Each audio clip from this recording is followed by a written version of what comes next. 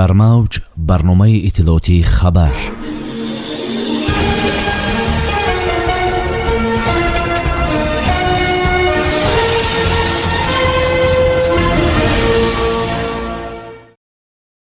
вазирони фарҳанги тоҷикистону русия барномаи ҳамкорӣ ба имзо расонинданд. оғози моякӯбии оммавӣ бар зидди сирояти пневмококкӣ байни кӯдакон дар тоҷикистон. қадришносии ғолибони якумин мусобиқаи байналмилалӣ оид ба камолварӣ.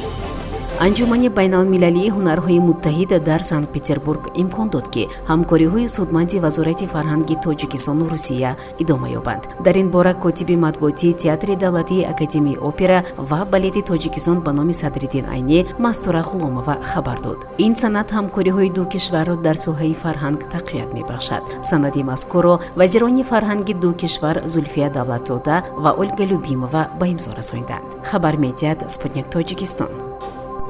аз санаи 20 то 30 ноябри соли равон дар Тоҷикистон рӯзҳои иммунизатсияи оммавӣ бар зидди сирояти пневмококкӣ байни кӯдакони осибпазири аз 1,5 сола то 5 солаи аҳолии мамлакат гузаронида мешавад. дар ин бора Маркази ҷумҳуриявии иммунопрофилактика хабар додааст. ба иттилои манбаъ, рӯзҳои иммунизатсияи оммавӣ бо мақсади таъмин намудани амнияти солимии аҳолии мамлакат, пешгирӣ ва мубориза бар зидди бемориҳои сироятӣ ба воситаи иммунизатсия идорашаванда гузаронида мешавад. хабар медиҳад Спутник Тоҷикистон. бо ташаббуси сокинони деҳаи дашти малаи ҷамоати деҳоти Сӯҷина ва дастгирии мақомоти иҷроияи маҳаллии ҳокимияти давлати шаҳри Панҷакент дар назди муассисаи таҳсилоти миёнаи умумии рақами 58-уми деҳа 6 синфхонаи хуштарҳу барҳаво бунёд шуда, бо иштироки муовини вазири маориф ва илми ҷумҳурии Тоҷикистон Зиёдулло Абдуллозода ва раиси шаҳри Панҷакент Абдухолиқ Холиқзода мавриди истифода қарор дода шуд. бо бунёди синфхонаҳои нав 300 нафар хонандагон дар ду баст ба таҳсил фаро гирифта, норасоии ҷой дар таълимгоҳ бартараф карда шуд.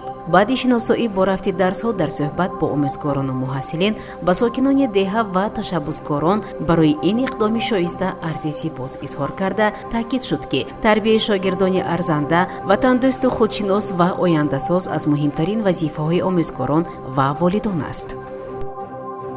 якумин мусобиқаи байналмилалӣ оид ба камолварӣ барои дарёфти ҷоми президенти ҷумҳурии Тоҷикистон бахшида ба рӯзи президенти ҷумҳурии Тоҷикистон дар асоси нақшаи чорабиниҳои мақомоти иҷроияи ҳокимияти давлатии вилояти Суғд, Кумитаи кор бо ҷавонон ва варзиши назди ҳукумати ҷумҳурии Тоҷикистон ва Федератсияи камолварии Тоҷикистон баргузор шуда.